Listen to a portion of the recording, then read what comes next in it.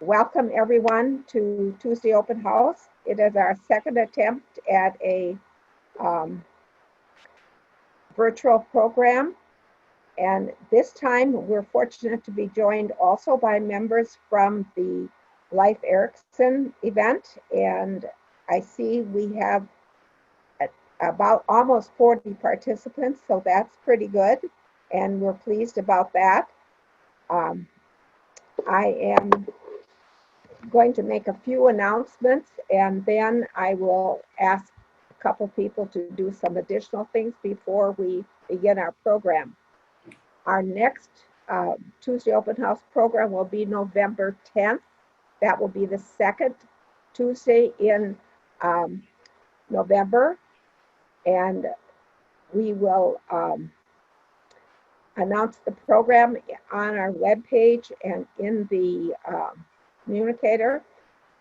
We almost have a yes from our speaker, but I hesitate to say anything about him until he says officially yes. But it will be another interesting presentation about Norway, I believe.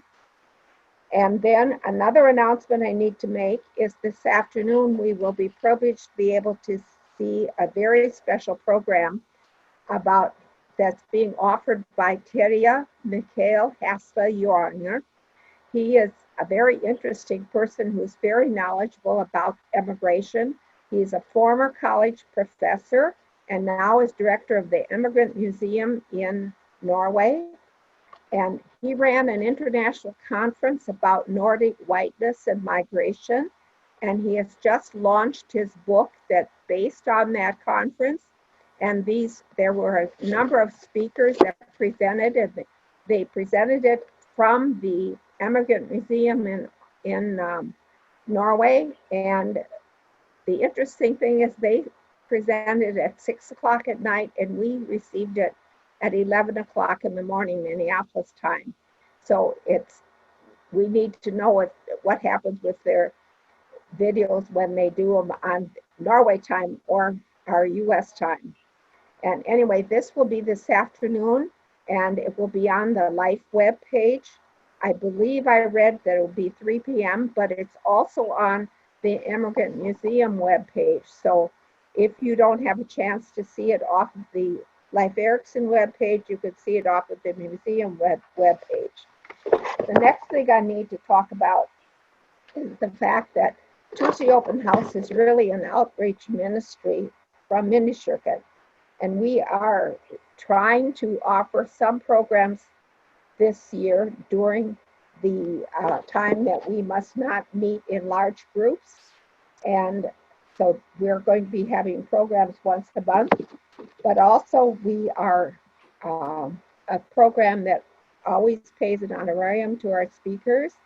And both the Life Festival and Tuesday Open House is saying that since we aren't meeting and there are no donations for our luncheon program, any donations that you'd like to make to either of the programs, you may do so. I believe on the Life page, there is a special place so that you can send your donations via the web page. And for Mindekirken, if you were to send a check to the office and in the memo line, say Tuesday Open House, that would be greatly appreciated. We really do appreciate all of our audience, so thank you for participating. And now I'd like to turn the mic over briefly to Jim Riley. Thank you, Marilyn. I'm here representing the Life Committee. We have several other members here, Jeanette, Magna Hotlovic, I saw Susan GB, and Kaya is here. We've all been working this year. You all know a not very funny thing, not at all funny thing, happened on the way to Life this year, and that was COVID. And it threw us for a loop like it did everyone else, because we had all kinds of plans for this fall, and we had to decide what we were going to do. And I happened to go to a workshop, and the main point of the workshop was the institutions that use the internet to stay in touch with their members are the ones that are going to survive well. So I commend everybody here for doing this. I know the technology is still new to some of you. It might even be the first or second time for some of you that you've used Zoom. So thank you for being here with us. Marilyn talked about this afternoon's event, and there are so many other events. I hope some of you caught the concert last Friday, or the church service Sunday, or the concert Sunday afternoon. And if you look at the Life website, leifmn.org, you'll find events every day, even if they're just links to things. We have a thing called Destination of the Day that Susan GB has put together, and it will take you around the world. Since we can't travel right now, you can sit at home and travel vicariously a little bit. So I hope you enjoy today's presentation. I'm looking forward to it. When you go on Life, as Marilyn said, there's an opportunity to donate to Life. There's a button, I think, on every event, so you don't have to look hard to find it. Thank you all very much. And now I'll turn the mic over to Sherry Johnson, who will read our devotions for the day. Good morning to everyone. The devotion title is A New Day and a New Creation. The prayer concern is for students and teachers. How apropos, being a former teacher and knowing because of the coronavirus, there's a lot of angst about schooling. So here is the verse. Everything old has passed away. See, everything has become anew. A 12th grader in my congregation shared with me a tradition at her school. On the first day of the school year, early in the morning, the seniors gather on the football field. Together, they watch the sunrise. The students are excited about what their last year of high school will bring. They wonder who they will become by the time they graduate and leave for the wider world. I hear that kind of hope and anticipation in Paul's words. These are verses to read aloud with joy. If anyone is in Christ, there is a new creation. Everything old has passed away. See, everything has become new. Because Jesus died and God raised him up to eternal life, our sins are forgiven. We are made new by God's grace. Each day we are welcomed onto the field of life with our fellow ambassadors for Christ to watch a new day dawn. Then we carry the joy of the gospel everywhere God sends us. Here is a short prayer. Please bow your heads. God, fill us with your love and send us to share with all the good news of new life in Christ. Amen. Thank you, Sherry. And now I will turn the mic over to Dick Lundgren, who will be introducing our speaker. Yes, hello everybody. My name is Dick Lundgren, and I've been involved with Tuesday Open House for a while. To tell you a little bit about Emma Boyum, I actually first met her mother. We were in the same aerobics class at the Edina Community Center. So that connection was established first, and I think her mother is also watching this. Anyway, Emma grew up in Edina, went to the University of Minnesota Duluth for her undergrad in political science, followed this with 11 years working in special education, 5 of those teaching in Minnetonka, working with students with significant behavioral and emotional needs. She stepped back from teaching in schools to focus on teaching yoga full-time in hopes of opening a yoga studio. While that is currently on hold, she has been working for an online charter school to help with our growing population. She lives in South Minneapolis with her husband Phil and their dog Ace. Her husband was gracious enough to finish off his school year in 2019, taking care of their house and dog while she spent 2 months in Norway. You probably know she was the winner of the Alt for Norge program. In fact, she was the 4th winner from Minnesota. So that's her background, and I hope you all enjoy her presentation.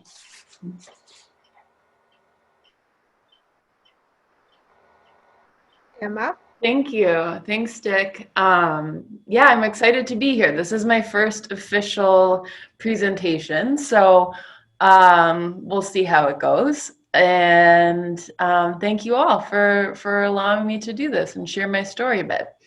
I'm going to be sharing my screen, so just know that nothing's wrong with your computer. I'm just going to show you kind of our PowerPoint from that I created to just share my story of what this wild program is that I was able to do. So I'm going to do that now, hopefully. Hold on. And then we'll get going. Yeah, I think my mom's here. Maybe my sister's here too. Clara, who some of you know from Mindekirken and Loxalaga and all the things. So Norway's kind of in, I mean, it's literally in our blood, but we're but we're also very much into the culture as well. So, all right, so my name is Emma Boyum, and last year, 2019, I was a part of the 10th season of Alt for Norge, which is in English translates somewhat to like the Great Norwegian Adventure. I was one of 10 contestants from the US, and the premise is you go as a first-time visitor to Norway. You learn about Norwegian culture and language and any number of other things while competing to meet your living family there. So they do all sorts of research to find your family and what that looks like. And then, yeah, you compete against these other Americans to try to win the chance to meet your family. So that is a little background. So I was, as Dick said, I was a contestant and I won last season, the 10th anniversary season. And they are revamping the program right now. So there's nothing on deck for a season 11 yet, but they're hoping to have something soon. So this is us, this picture is us in Hardangervidda, which is a huge mountainous plateau. And this is like early May, but still very cold and snowy. So, all right. So here is a picture of the 10 contestants. And this gentleman in the middle is Fridtjof. He was our host. He is fantastic, as was the rest of the crew. So from kind of the left to the right, we've got Mark, who is from Washington, me, my friend John, who's now living in Alaska, but was from California, Nicholas from Washington, Danielle from California, Fridtjof, like I said. Then we have Tamara from Florida, Dylan from Minnesota, now Chicago, Linnea from Minnesota, Nick from Washington, and then we just called her Mama Bear. She is also from Washington, outside of Seattle, in what's it called? Whidbey Island. But we call her Mama Bear, but she goes by Jennifer or Jen. So lots of people from all over.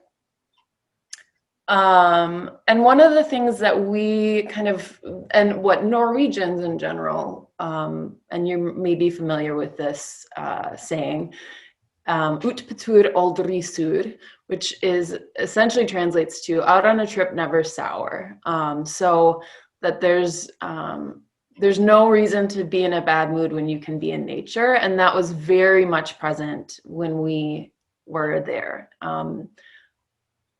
There was no bad weather. We were outside filming regardless of what the day looked like. And so that sets me up for my first video where we were skiing in Hardangervidda. So we were able to meet a fairly famous explorer who took us out to camp on this mountain plateau for a night, where we started in a beautiful morning, a beautiful day skiing, and ended at night in a huge blizzard whiteout that we had to quickly move away from. So that's our first video that I'll share with you here.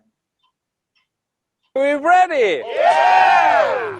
All right, let's go, guys. Come on, guys. Yeah, come on, caravan. You were born with skis on your feet. All right, hold on, Nivina, here we go. Yay! Woo-hoo! The arms are like...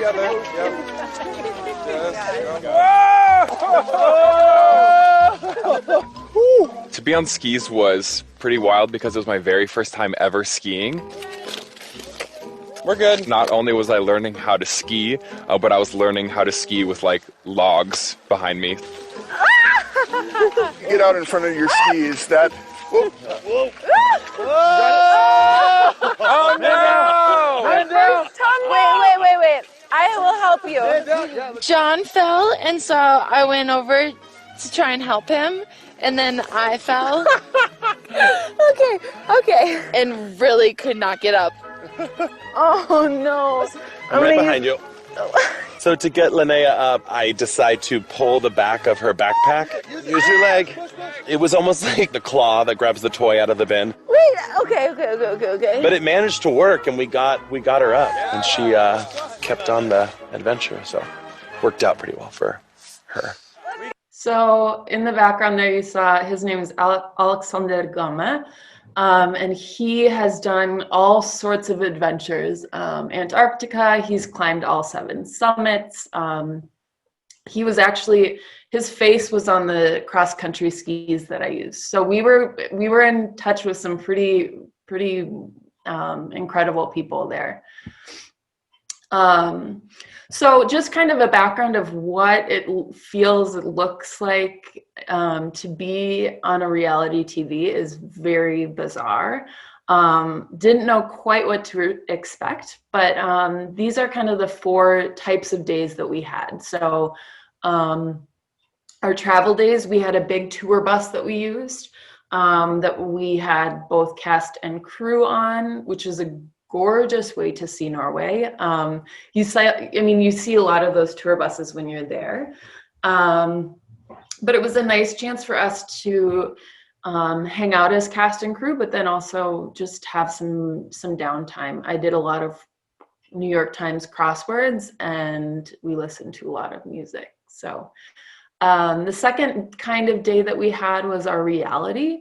And those were days that we were on film to set up competitions. So that was really when we got to experience Norway. We got to do a lot of neat things, interview neat people, go on tours of places, and just get a better sense of Norwegian life kind of all over wherever we were.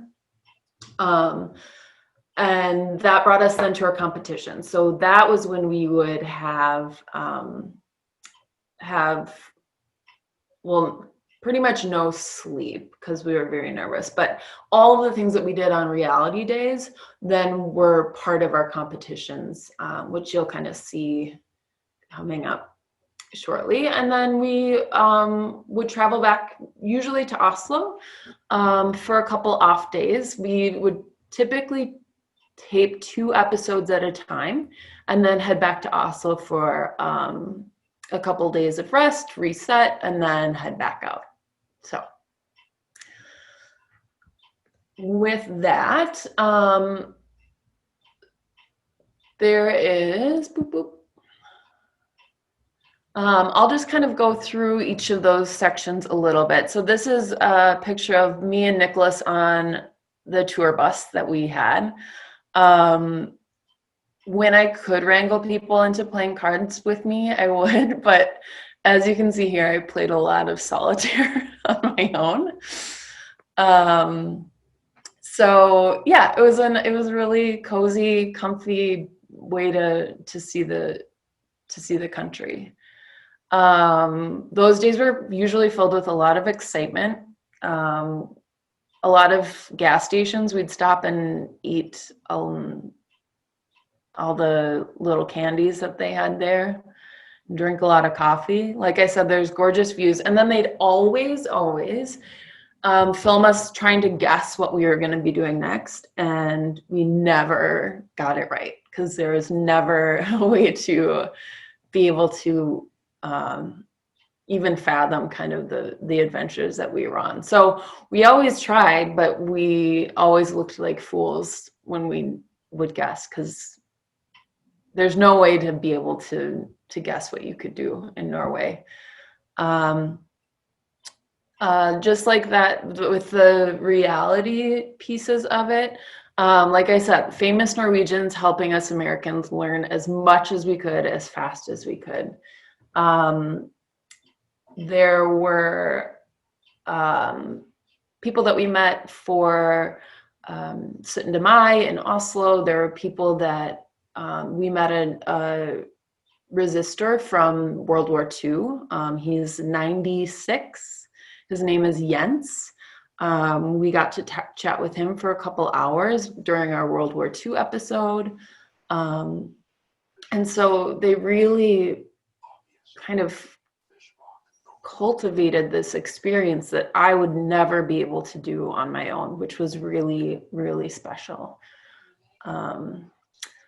So here's another little, this is when we're in Eidsvoll. I'll set this up really quick. So in Eidsvoll, that's where the Norwegian Constitution was written. This is the exact room that everything was created and signed. And so we were invited to go there, learn about the Constitution. We got our bunads from the places that we were from that we could wear on 17. Mai while we were in this building. So a really cool building, but this is kind of an idea of how we set up our reality days.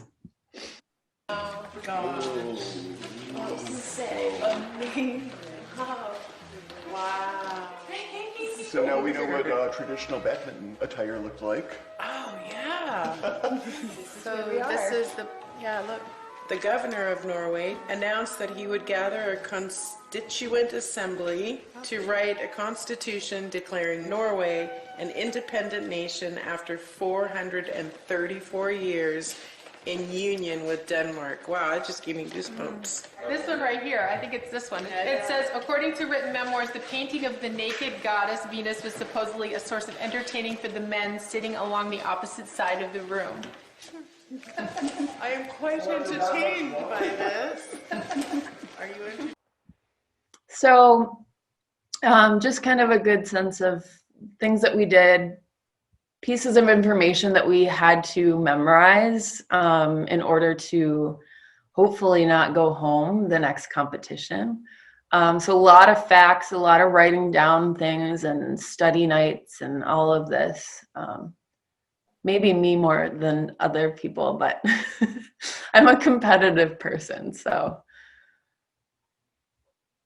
competition days, like I said, were really quite stressful for everyone. This is a picture of us when we were still in Hardangervidda doing an after-ski party where we were the entertainment. So this middle guy in all black here, Freddy Kalas, is a famous Norwegian pop star. And so we were on stage with him singing his song, Pinne for landet, about how fun it is to party after you ski. So we had to come up with a dance and memorize the song. And then the people that were at the competition or at the after ski voted for who won. So we usually were a blue versus red team. There were relays and dances and puzzles, races. Every other competition was an individual. So you were against your teammates. If you lost as the blue or red team, you were competing against your teammates. And if you lost that competition, the individual, you were off the show. And it was very brisk. It was very sudden. So if you lost, we said goodbye on camera and then we didn't see you again. So that part was really a tough way to say goodbye to your friends that you'd met. I'm double screening right now to hopefully make this seamless, but cool. Okay, great. So the next one, I'm not gonna do a lot of like, and you can always ask questions, but just kind of to give you a sense of some of the competitions that we did do. Our first one was an introduction to Norway. So it was, walking with as much lutefisk as you can and throwing rings of kransekake and trying to make lefse. And my friend Dylan had to eat fish heads and like a lot of just kind of throw you into the culture and see what's what. As I mentioned, Pinna Forlana was the after ski entertainment. Our third group challenge, we were saving the Norwegian parliament and government and royal family from the German invasion. So we dressed up in 40s outfits and got to explore. We had a competition where we were two little communes little communities or municipalities in Norway who have always had a rivalry. And so we were brought in to settle the rivalry once and for all.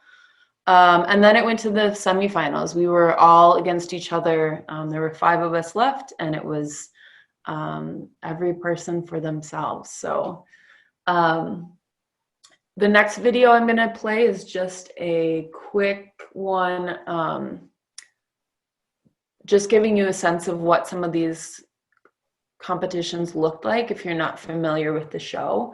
So this one is the World War II race. It's a relay race. So we were spying on boats, figuring out codes, racing to a fish oil puzzle to unlock a door, and then finding coordinates so that we could fire the weapon to sink the ship. So just kind of a heads up, because if you don't know Norwegian, it might be kind of hard to follow.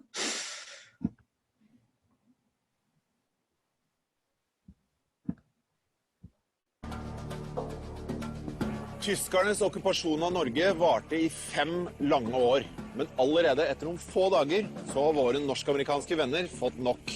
Så I denne konkurransen skal de få muligheten til å delta I kampen mot okkupasjonsmakten. Hi. So, how do you like being under occupation? Not great. Not a fan. Do you want to do like Jens did and fight back? Yes. Right here on Oscarsborg in 1940 is where the Second World War started for Norway. Your mission today is to help delay the German war fleet by sinking its flagship Blücher. So Emma, John, Linnea, and Mark, you will be the red team, and you will wear this red woolen cap that was forbidden by the Nazis. And Dylan, Tamara, Nicholas, and Danielle, you will be the blue team and wear the paper clip. It's a famous symbol for Norwegian solidarity and resilience. And it's crucial that you succeed today, because then the government, the parliament, and the royal family will have enough time to evacuate. So are you ready to give alt for Norge? Yes! Excellent. Natt til 9. april 1940 hørtes tyske stemmer gjennom tåka I Oslo. So we did a lot of Both teams adventures, and sank this the is the German result, warship and this is Blücher what we had to and managed to buy endure. enough time for the government and the royal family to evacuate. But only one team did it fast enough to win this competition. Team Red, will the bottle of fish oil cost you today's victory? or Team Blue? These are always the worst moments. Is it the wrong date of the invasion that's going to tip the scale? As you know, the losing team will have to compete against each other next week, and one of you will be going home. So, with everything added together, 4 minutes separate the two teams. And the winner is...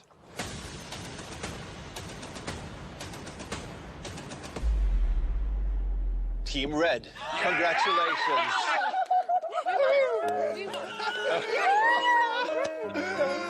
Oh, man. We did it. Oh, my God. I'm really, really relieved because I knew if we lost, it would fall on my shoulders. But I'm happy. But I'm still a little upset for Dylan. I believe now I'm the only person who has never won a group challenge. So not a super fun statistic to have behind my name, but at the end of the day, it's still a game. So that's just how it works. Yeah, so that was my very first win as a group competition. So up to that point, I had been part of every competition, as had Dylan. And so when I was put on the opposite team, we knew that one of us would still be the losing team. And it was Dylan. I was happy. And so that was what a competition day looked like. It was a lot happening, a lot of filming, a lot of stress as we waited to hear the outcome. We couldn't talk to the other group. We couldn't interact. We couldn't read anything. I mean, they made it as fair and as strict as they could, which was really good, but it just made for a very stressful day. Then we had our off days, usually in Oslo. These are some of our adventures. We'd have some beer and some wine and hang out. We would shop and we'd go to museums and but mostly as much relaxation as we could. The trips each week were really really intense and really could be overwhelming. So these were days that we knew we could get a good night's sleep because we were in a hotel room instead of maybe a tent or a little roof in a cabin. So those are always fun days to kind of explore the capital city. Here's some more pictures of off days. We went to the movies. We went to see Aladdin, and then realized that we were at the Norwegian dubbed version, so we had to go back when it was in English. But yeah, it was always really fun to kind of feel like we were experiencing Norway, not on a show, but just as travelers. So let me just make sure. Great. So the next one is setting up for an individual competition. So you can get a sense of what that challenge looks like. And we'll get going. Erkenorsk musikk. Erkenorsk musikk. That's very good. And music is also a big part of tomorrow's competition. So Dylan, Jennifer, Danielle, John, and Emma, since you lost the team competition, tomorrow you're going to compete against each other, and one of you will be going home. Here are some MP3 players with famous Norwegian songs. You should listen to these songs and memorize them. Deltakerne får nå høre noen av de norskeste låtene vi har i Norge. Okay. Dette låter de fleste av oss kjenner godt, og som vi alltid får lyst til å synge med på. Here we go. Day, A. We believe. And we believe. Here's a banger. Oh, I don't even know any of these words. La, la, la, la, la, la, la, la, la. It's like a lot of la's. It sounds like a Norwegian, like Bruce Springsteen almost. So we were given the task to learn as much as we could of 12 Norwegian songs in less than 24 hours and then compete against each other to do that.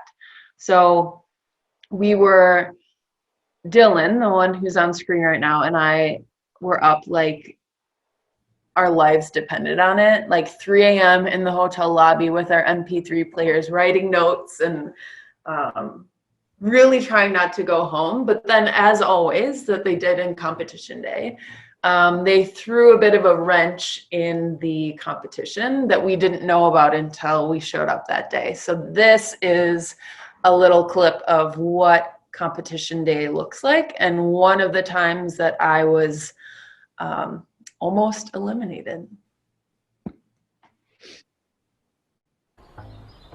Det en viktig dag for taperlaget fra forrige uke. For snart må en av dem reise hjem til USA. Siden I går har de øvd på 10 erkenorske sanger, som blir en stor del av konkurransen de nå skal ut I. Some of these songs I never want to hear.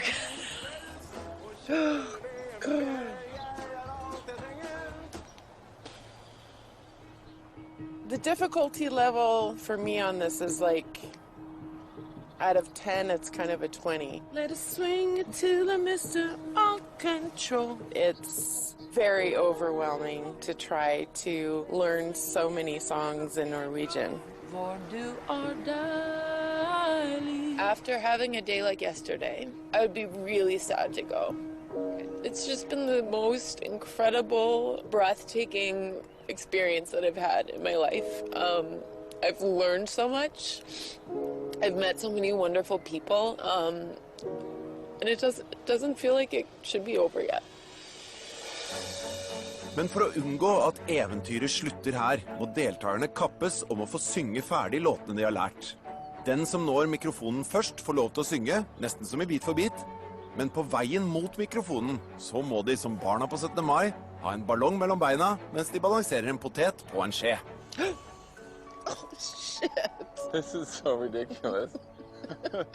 Once we found out that we had to do this like children's game to even get to the point of singing, most of us were just laughing because it was so silly, but it meant everything about the competition. Konkurransen starter med at deltakerne får høre en. So that was our twist. This was the day after 17. Mai. We were then challenged to do the singing competition, but to get to the point where we got to sing, to pass, we had to have a potato on a spoon and a balloon between our legs and race to the microphone to be able to sing first.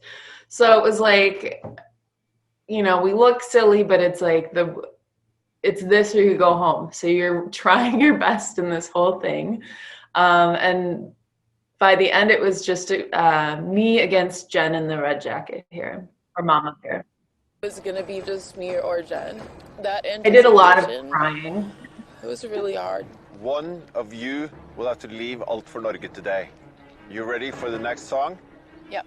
Instead of trying to learn all of the songs, I focused on 2, Fairy Tale and then a Rock and Roll, that one. I was just hoping that one of those 2 would come up.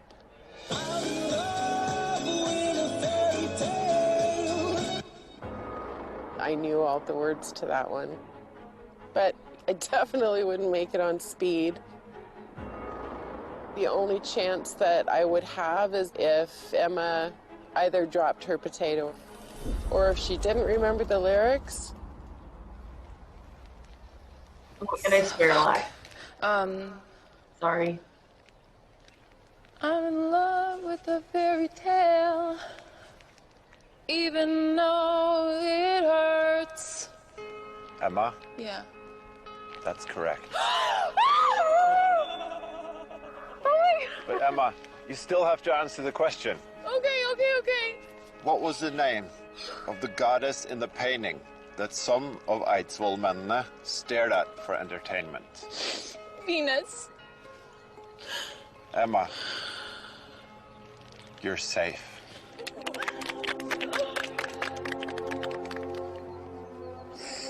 I'm so sorry, Jennifer. Come here. Mama bear. Group hugs. It's going to be very difficult leaving this group. We've become a little family. So Yeah, those eliminations never got easier. And the longer we spent together, the closer we got. Some of them are still, I talk to some of them almost every day still. So not easy to send your family home. But here's a quick kind of rundown of who gets sent home when. I think it'll pop up. Yep, there we go. I made this last night with the order of who is sent home when. So first was Nick up here, then Jen, then Tamara, then Linnea, then John, Nicholas, Danielle, and Mark. And then there were 2 of us left. The final 2, Dylan and I, running around an island near Kristiansand, competing against each other in a wild, wild way. So that's this next one. Emilie. Okay, Emma, this is what you've been waiting for. Are you ready? Yeah. Okay, ready, set, go. Okay, Dylan, it's all or nothing. Yep, going for the win. All right, ready, set, go. For å klare å komme seg gjennom den omfattende løypa må finalistene få I seg noen energigivende vitaminer. Vitamins make a winner. Så på den første posten må de skrelle 3 appelsiner og bruke dem til å velte så mange tranflasker som mulig. For hver flaske som blir stående igjen må de ta en skje med tran, før de med ny energi kan fortsette videre. I have 0 experience with throwing oranges in bottles of Tron, so definitely a new one for me. Great. And the ones that we didn't hit, we had to drink. I was really digging wanted out to- the shit out of that orange. But it wasn't prettiest orange, it was who can peel the orange the fastest and whip it at those bottles. Okay. I figured I'd peel one, see how many I got, and then if I had to keep going, I would. Oh no! Fuck! Okay. Not what I was hoping for.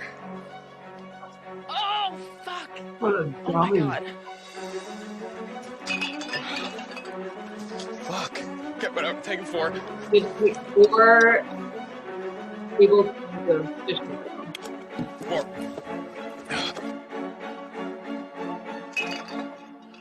Two?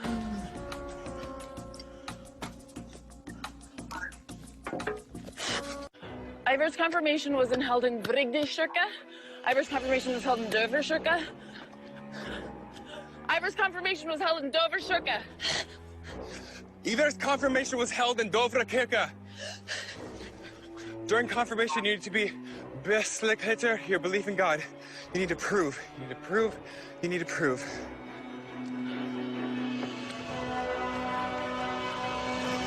During confirmation, you benekter your belief in God. Bekrefte. During confirmation, you bekrefter your belief in God. Yes! Get this nasty ass one. Back the fuck away. During confirmation, you bekrefter your belief in God. Men I gleden over å ha jaget huldra dit pepperen gror, glemmer en av de viktigste og mister verdifull tid. Oh shit! Forgot to grab the baby. I'm not exactly the motherly type, I guess. Oh god, okay.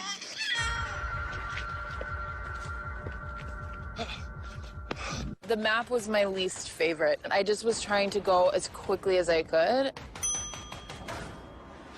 And yeah, here. It was kind of calming to see a map. Celliard is here. No more demons, no more mythological characters. It was just like putting sticks in where I think places are. Handelsnes. Olden. I think that's right. Celliard. So that's not it, but I just gotta go. I'm gonna say I got 3 or 4 right. There's like 2 that I'm unsure of. Dovra. Here. Handelsnes. No. Fuck. Olden. Here. I kampens hete glemmer Emma det siste stedet, noe som gir henne 30 sekunders tilleggstid.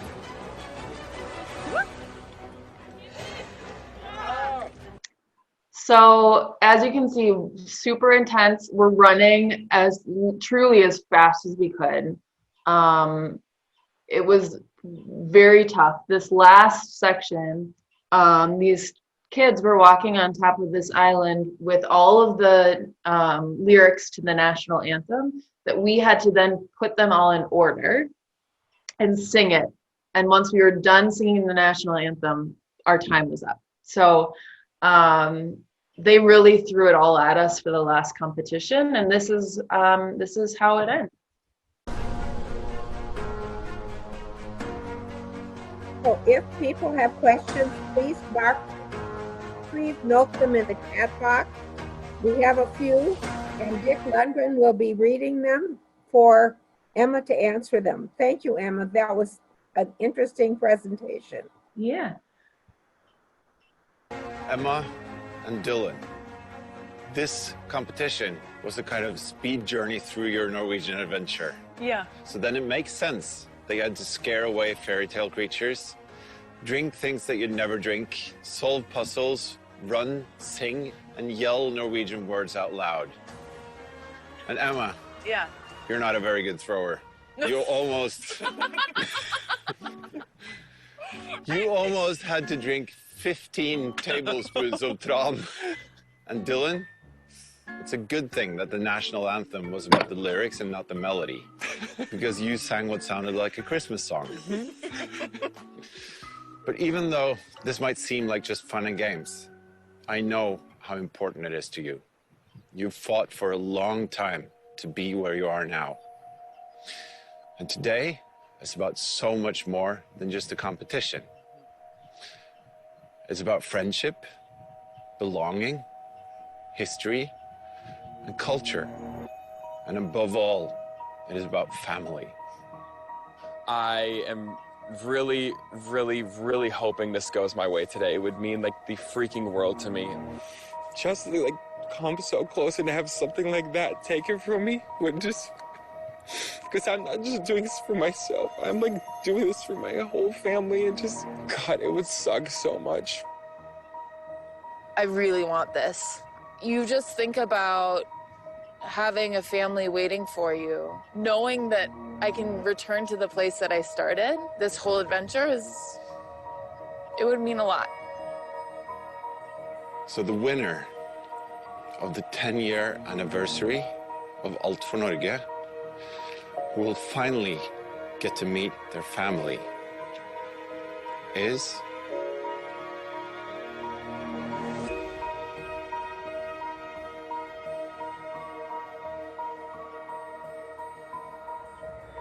Emma. Yes! Oh my God!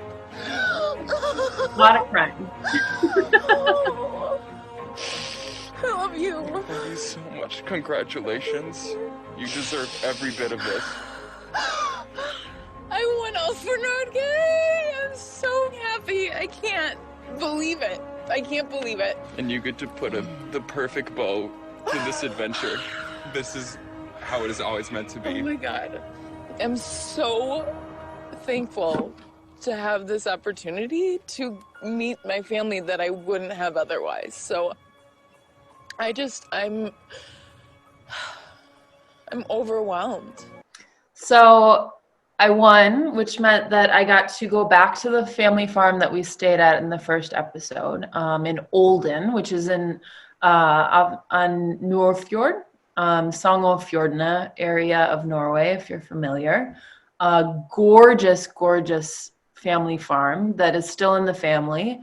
And we had like 40 some people that came to visit.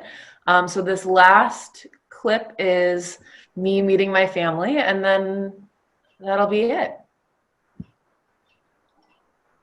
Here to finishing here with my actual family. This gorgeous place. It's such a neat way to bring this whole journey to a close.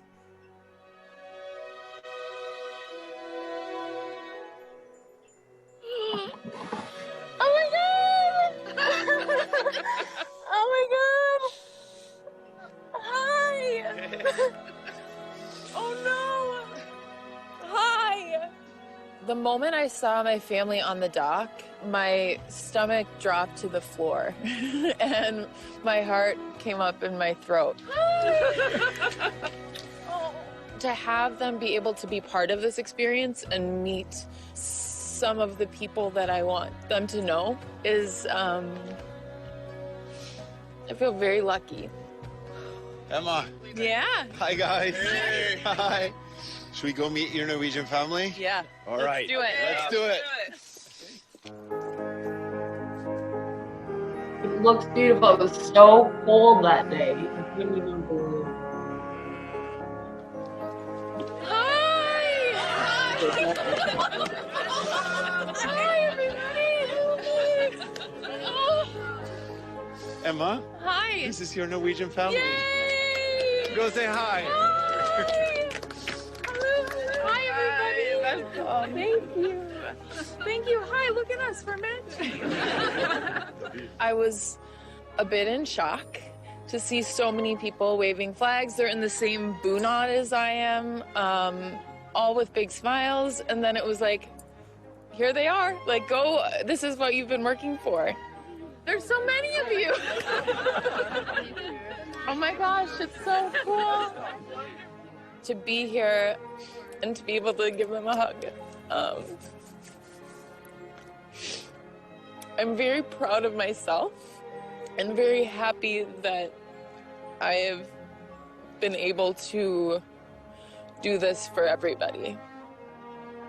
Is it Ramadan? Yeah. Oh, Your fave. I love it. At this very moment, I feel complete. All right. I'm going to just a couple of pictures from that day.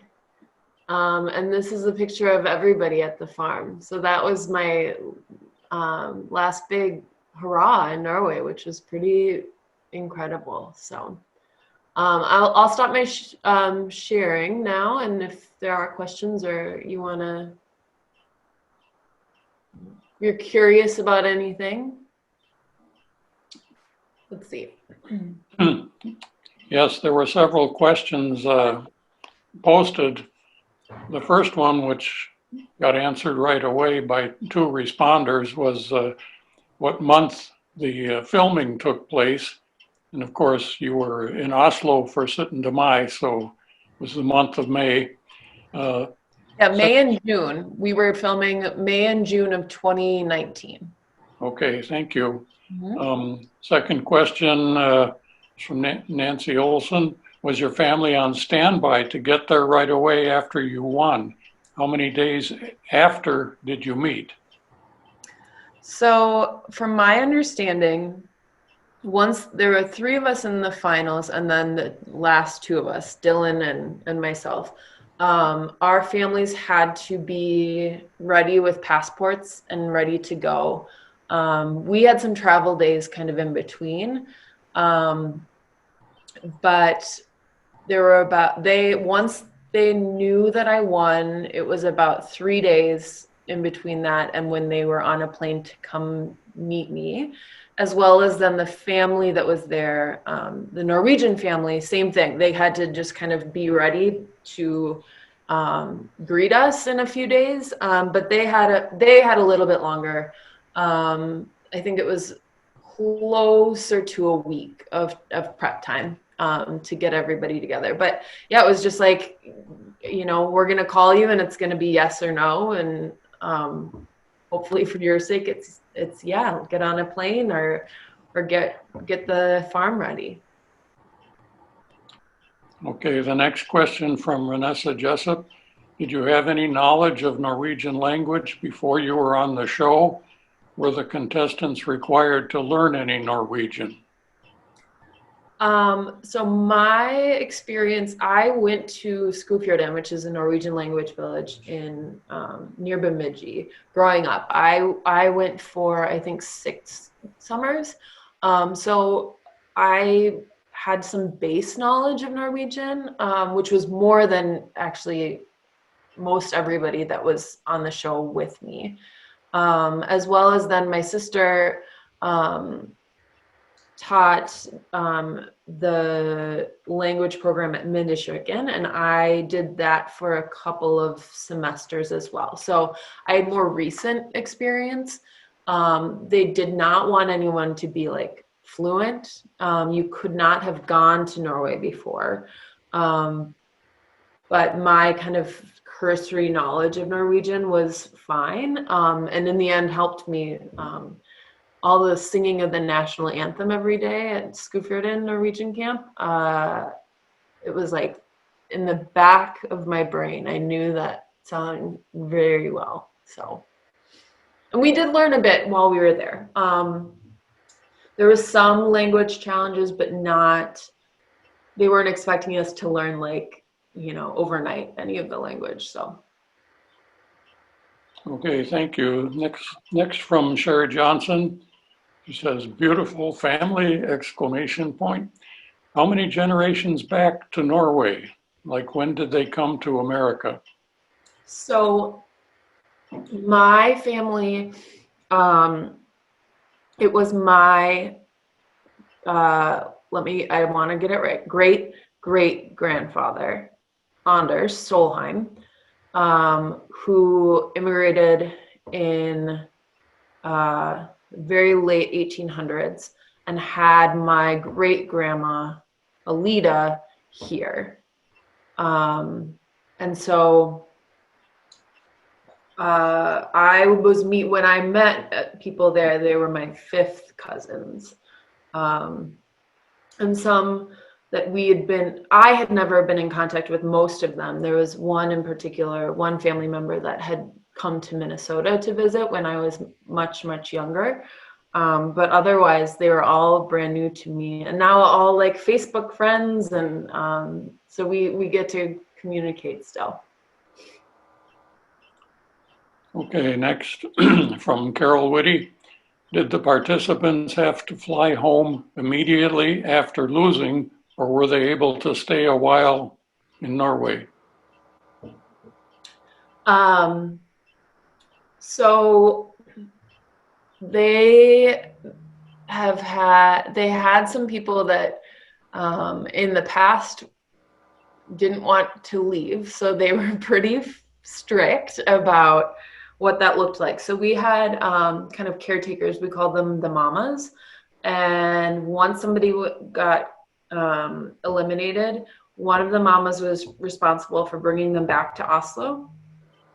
Usually they had a night in Oslo, a hotel and dinner and stuff, and then they flew out the very next day. So there was not, and we never saw them again. So it was very cut and dry. You are done and you left. And they made sure you got on a plane to your home instead of, I think they had a contestant maybe travel around Europe for a while after one time. So they were very careful about getting people home. Okay, second question from Carol Whitty. Did they pay you for time off of work or just all expenses paid for the trip? Oh, good question. You had to be able to take off 2 months of work. So they did not pay for that. However, they paid for everything in Norway outside of some, things that we wanted to buy or days off. We were outfitted with rain gear and snow gear and boots and all sorts of things that were really awesome that we got to keep too. So I'm really set up for all weather here in Minnesota as well. Okay, next question could have a long answer. How were you chosen to be on Alt for Norge? Oh yeah. I had learned about it several years prior, when actually one of the contestants was in my Norwegian class at Mindekirken.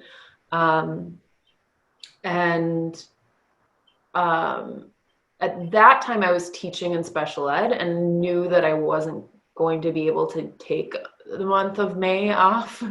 And so I thought about doing that or applying for it, and I just never really followed through. This time I was not working at a school. So I had more time, and I thought, I wonder if they're still doing that show. And so sure enough, they were. I went to an open call audition here in Minnesota. They liked me and wanted a callback video, so I did that. I was then chosen to fly to Chicago, where the producers and executive producers of the show were there to interview maybe 24 people. And then from there, they whittled it down to the final 10. So all in all, it was a pretty intense process. A lot of background information and forms to fill out, and the application itself was like 40 pages long. So it's a big thing because they want to make sure that they have the right people for the role. Okay, next question from Mary Jo. Did you have time to visit some of the art museums to see Norwegian art? And she says, fun to see the Eidsvoll room. This was a great program. Oh, thank you. I went to the Munch Museum while I was in Oslo. As well as then we did some of more of the touristy exploring once my family was here from Minneapolis. So once my husband, sister, and parents came, we did a little bit more of the exploring around Oslo. But we were really lucky in that we got to see a lot of historical places and important places and meet some really important people through the show. So that was cool that it was all on camera, like a beautifully produced travel log of my stay. So I feel really lucky.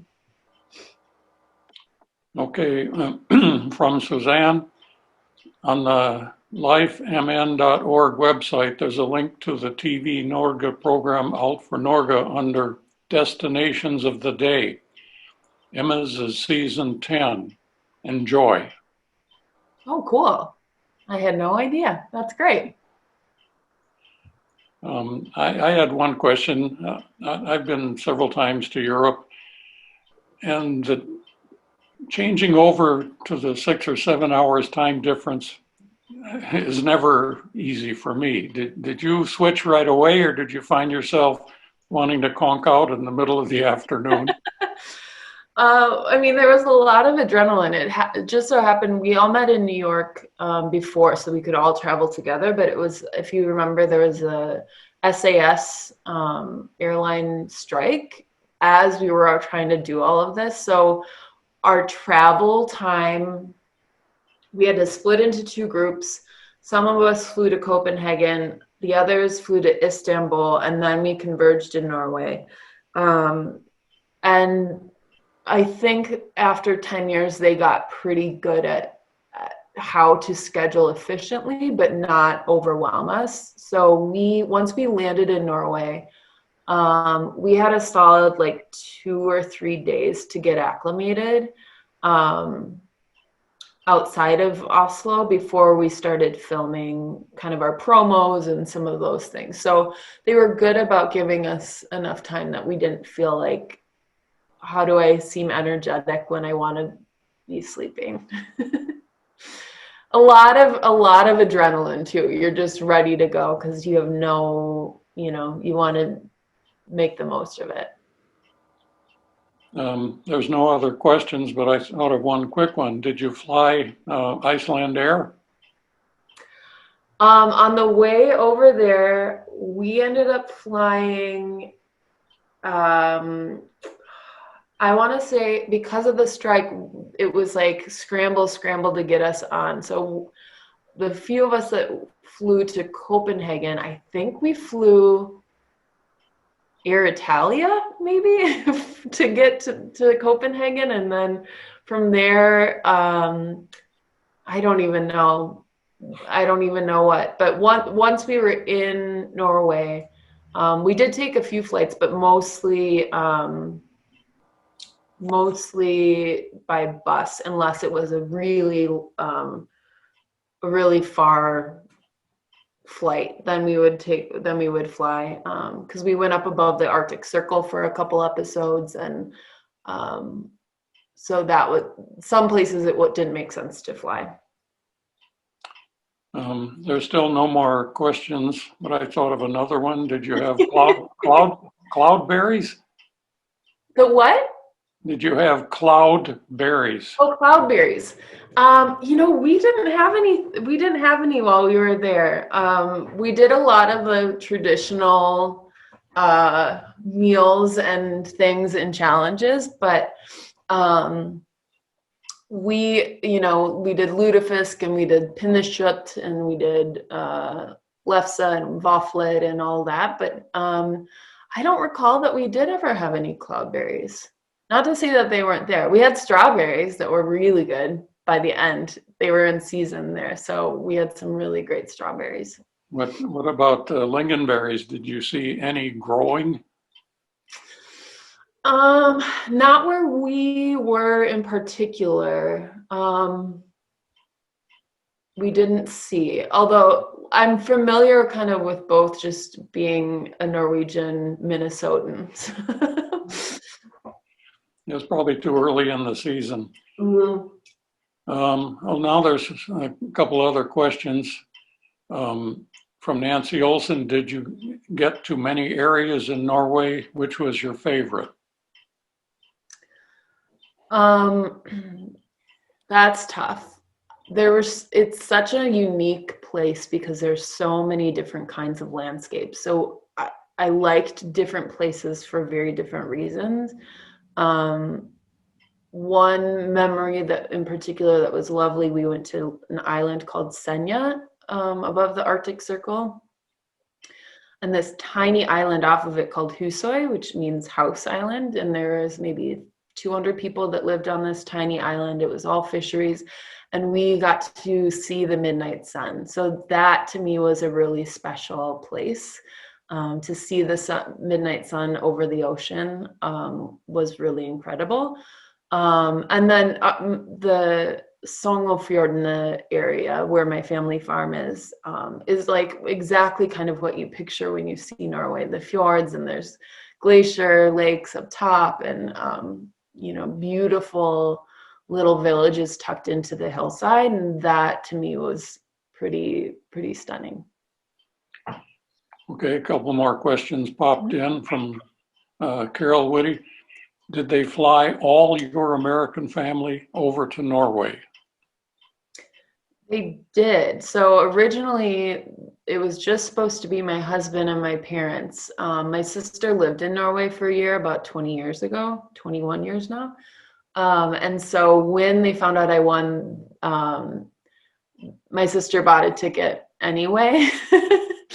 And it ended up they were willing to help cover some of those costs so that all four of them could join. Because as you probably all know, it's not cheap to get to Norway and to travel around. So they were very generous in allowing my whole family to come and celebrate. Okay, next one from Sherry Johnson. What is your favorite Norwegian food?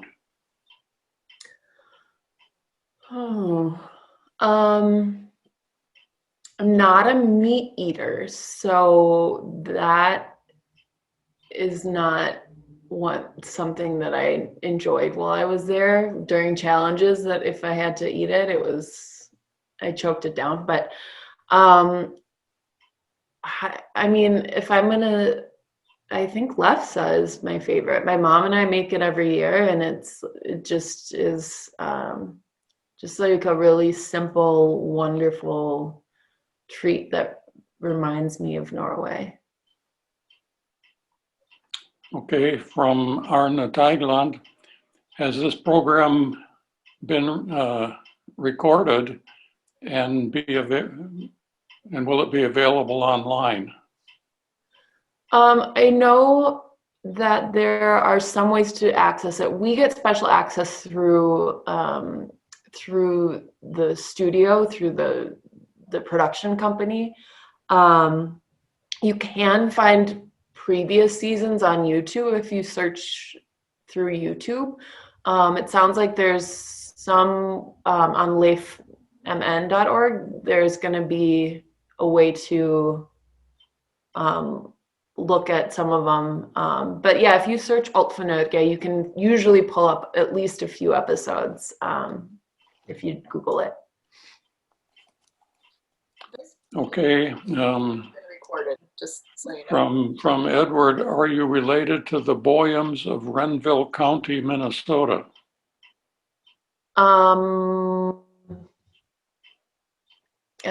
I don't think so. I don't know if my mom or sister are here and want to pop up, but doesn't sound familiar to me.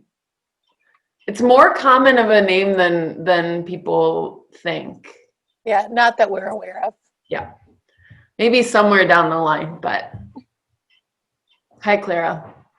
There's no more questions, but I thought of one more. If, as time rolls by, a child comes into your life, have you thought about Norwegian girl and boy names? Oh, that's a great question.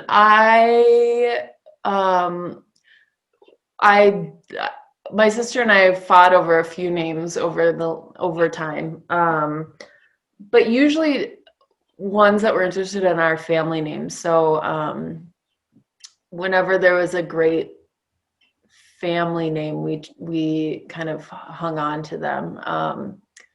We're both named after family members, Clara and Emma being Norwegian names. So I don't know. I think that some of those names are really beautiful. It's just can I name my dog after my great grandfather? Probably not. Another question popped in related, I guess, to naming. Where does your maiden name come from? A farm or a village? Yeah, so Solheim Farm, where the show was filmed, is on my mom's side, which really means house of the sun. It's in this valley where no matter what time of year, that specific spot always got a lot of sunshine. On my dad's side,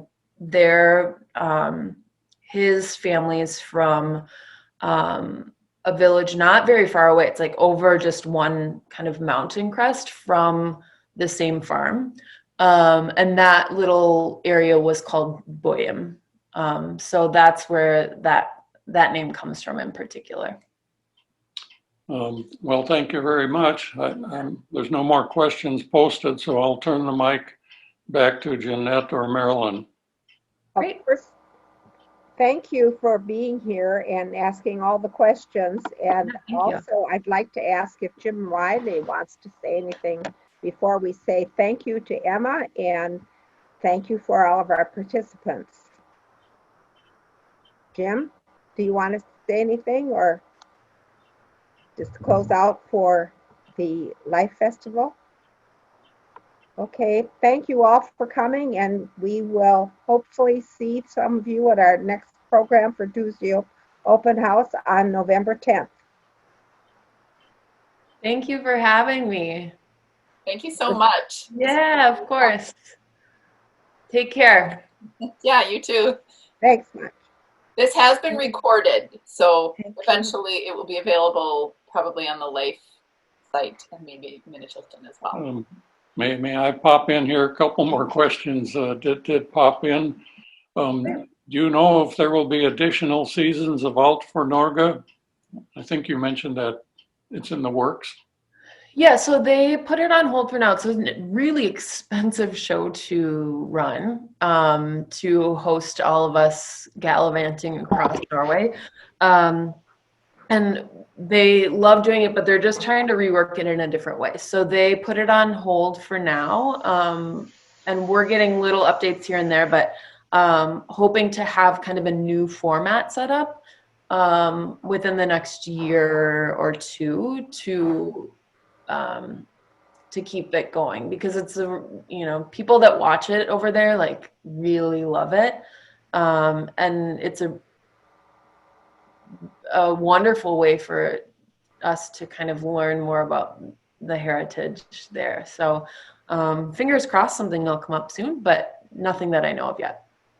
Okay, one last one, and probably is the last one. Renessa said there are not currently any plans for having another season of Alt for Norge, and then she adds Tusen tak. Oh, yes, of course. Thank you. Yeah, I mean, if there is, I'll be the first one to watch. So I hope that they bring it back. Whoops, there is one more. Do you join the other years of AFN contestants? My son was in season 8. Yeah, I have now met several contestants from other seasons that live in Minneapolis, that a few of them are close friends from season 2 and 5 and 4, season 4. So I've met a few people. Like I said, Beth, who won season 5, was in my Norwegian class. So I'm in touch with some of them. We have a private Facebook group that we all connect in. I was planning on going to Seattle for Sit Mai this year, which was canceled. But every year they have a big meetup in Ballard in Seattle to have kind of a reunion. So I'm looking forward to doing that at some point, but have not yet. Did you meet David Engen? I have not met him personally, but I followed his season. Like when I got on, I was like, okay, now I got to watch the show and like really know what's going to happen. So I watched a couple of seasons and I watched his. Okay, that's the end of. Oh no, it isn't. Have you met Alex Arnott? No, I have not met Alex yet. Okay, that's the last one. Thank you. Okay. Well, thanks everybody. Thank you. Yeah. Thank you. Thank you everybody for joining us today. Thank you. A wonderful day. It was a great program. Oh, good. Take care. All right, you too. I'm going to end the meeting now for everybody. So thank you. Thank you.